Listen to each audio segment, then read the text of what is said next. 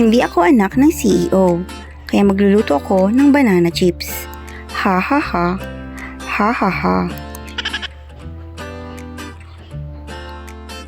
Hugasang mabuti ang mga hilaw na saba.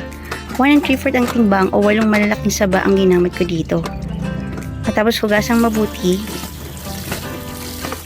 ay lagyan ng mantika ang kamay bago balatan ng mga saba upang mabawasan ang pagdikit ng dagta sa mga kamay. Pero kung may plastic gloves ay mas mabuti. Pero wala kasi ako noon. Kahit na tumba ko na yung buong bahay, wala akong nahanap. Kaya nilagyan ko na rin ng mantika ang kamay ko. Pati mga fiber dapat tanggalin kasi may pait-pait ito.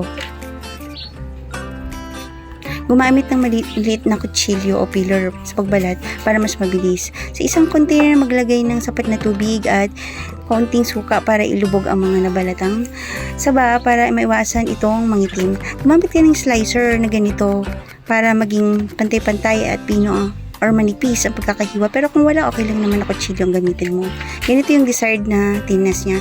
Sa isang mangkok, maglagay ng isang kutsarang suka, 1/4 cup na tubig at 1/4 cup na asukal. Haluin mabuti para matunaw ang asukal. Sa mainit na kawali na may sapat na dami ng mantika at saktang-tamang apoy, iprito ang mga saba ng per batch. Huwag mo itong i-overcrowd para ma-achieve mo ang crispiness at crunchiness ng banana chips.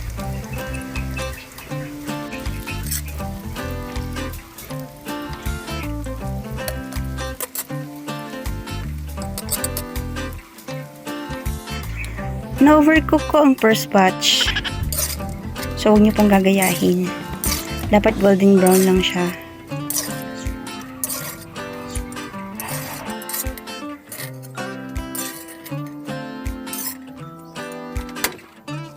Ito na yung second batch. At ito yung dapat na maging itsura niya, golden yellow lang siya.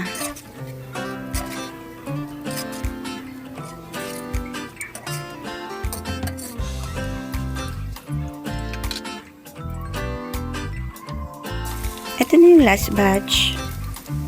Ito yung parte na hilaw pa naman pero may konting-konti lang naman na hinog.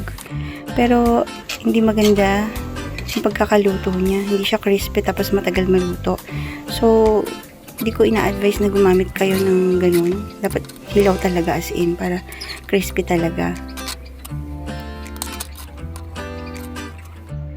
Tapos kapag luto na po lahat, ibalik niyo ulit siya sa mantika. Okay lang naman ilagay nyo lahat, magdagdag na lang kayo ng mantika. So, ito na yung time na ilalagay na natin yung suka na may tubig tsaka asukal. Yung dami ng asukal, depende po yan sa preferred na sweetness ninyo. Ito yung kasi yung ginawa ko, saktong-sakto lang talaga siya sa dami ng saging. Hindi siya matamis, hindi rin siya matabang.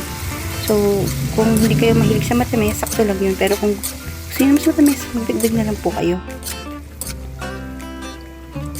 So, ito na po yung itsura niya. Na-advise ko po na i-strain. Lagyan niyo siya sa strainer para matanggal yung excess oil niya. Siguro yun kasi hindi ko nagawa kaya siguro kinabukasan hindi na siya crispy. So, lutong check tayo. Yung pagkakaluto ko, malutong naman talaga siya at masarap. Kaya, success din naman po. Thank you for watching. Bye-bye.